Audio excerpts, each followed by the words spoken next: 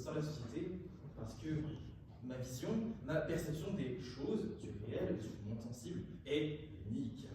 Ma vision est à nul autre sans pareil, et je ne trouverai personne dans le monde avec qui la partager.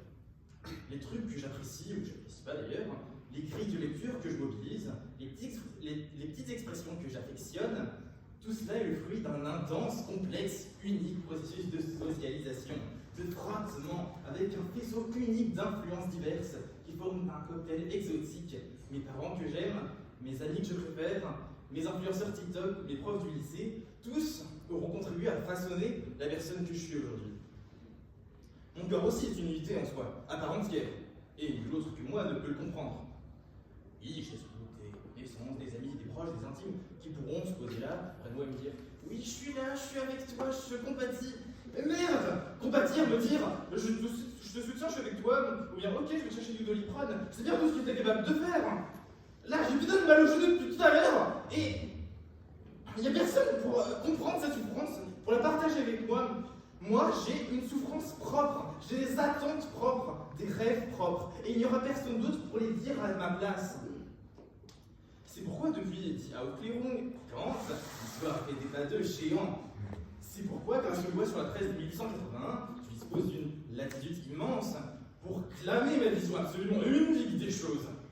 Et c'est pour ça, par exemple, que si j'ai un truc de dingue là tout de suite, genre il y a un génocide à Gaza, et bien généralement la police ne vient pas à 6h30 du matin pour m'interpeller en garde à vue au motif d'apologie du terrorisme.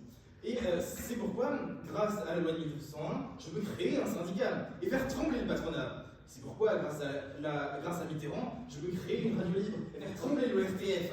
C'est pourquoi, grâce à la légalisation de la pilule, je peux avorter et faire trembler le patriarcat.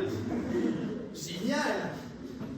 L'histoire est, comme le prédisait Hegel, une convergence inarrêtable vers la liberté individuelle de tous. Notre planète brûle et nous détournons le regard.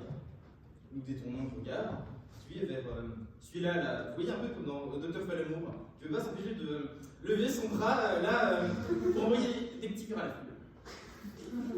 Et je sais pas vous, mais moi je suis plus défunt que lui, incapable de penser à la société. La banquise fond, mais il persiste à pas regarder plus loin que le bout de son nez.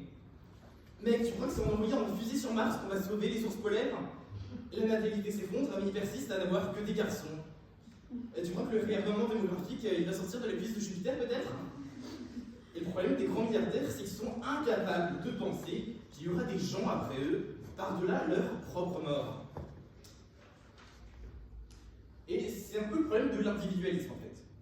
On a fait émerger un moi-je tout-puissant, potentiellement égoïste et dévastateur. On a permis à l'ego de sortir vivant comme ça. On a permis au ça de dire au surmoi, va voir ailleurs si j'y suis. On a fait croire aux gens, soyez égoïstes, déchez-vous, de toute façon la main invisible du marché va tout arranger. Et ce faisant, on a mis l'humanité sur les rails de sa propre destruction.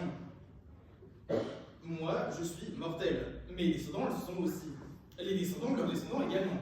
Mais tout ça, ça forme une société potentiellement immortelle. Donc, le devenir, la pérennité de la société a plus d'importance que ma toute petite existence personnelle, qui n'est qu'une vaste poussière dans l'immensité de l'univers. Alors arrêtez de vous en prendre à ce pauvre ordre social que vous maltraitez par vos attaques aussi incessantes que stupides. Vous pensez vraiment que vous en prendre au capitalisme, ça va arranger les choses? Vous pensez qu'en détruisant l'ordre, du chaos, vous allez former un nouvel Éden? Baliverne!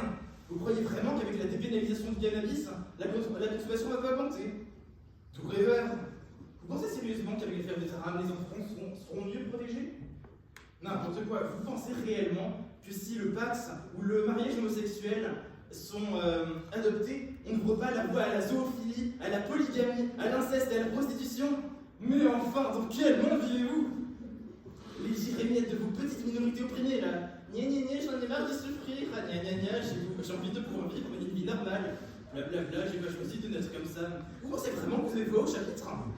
Que représentent vos frères anonymes, vie vivante au fond, par rapport au vaste marbre froid des grands hommes, face à l'œuvre titanesque de la société, face aux aspirations léviathanesques de la stabilité?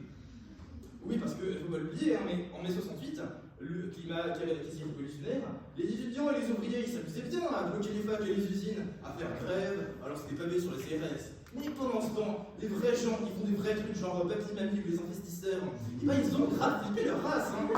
Et ils ont voté conservateur contre la chienlit, contre le désordre. Ben oui, ils s'attendaient à quoi aussi hein. Les gens, ils ont fondamentalement envie de stabilité. Ils aspirent spontanément à ne pas être brusqués. Vous aimeriez pourquoi vous brusquez? Les vrais gens, ils ont besoin de savoir que demain ils mangeront la même soupe qu'aujourd'hui. Les investisseurs, ils sont déjà sûrs que demain on leur confisquera pas leur actif ou dans la révolution.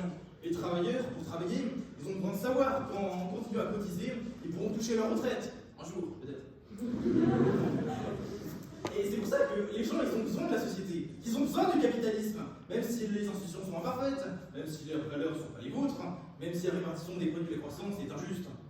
Tout ce qui compte, c'est la stabilité. Vous imaginez vivre dans un monde où la spéculation immobilière peut pousser des banques à la faillite, où les pandémies peuvent radicalement changer notre rapport au travail, où les intelligences artificielles menacent de détruire les emplois? Allons bon, soyons sérieux.